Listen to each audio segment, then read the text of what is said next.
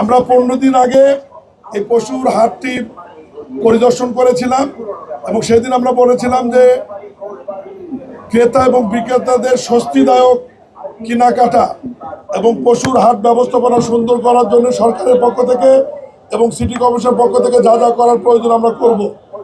এবং আজকে আপনারা দেখেছেন আমাদের সঙ্গে আপনারা ছিলেন, আমরা ক্রেতা বিক্রেতা উভয়ের সঙ্গে কথা বলেছি।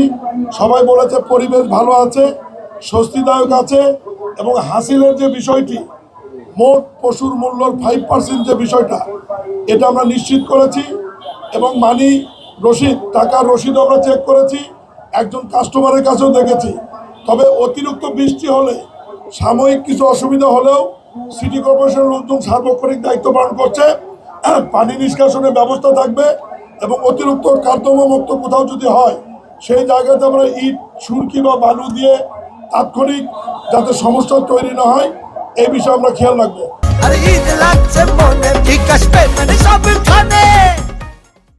আমরা শুধু সাধারণ ক্রেতা এবং বিক্রেতাদের অনুরোধ করব যে সিটি কর্পোরেশনের কর্মকর্তা কর্মচারী, ইজারাদার এবং যারা আছেন তাদেরকে সহায়তা করবেন।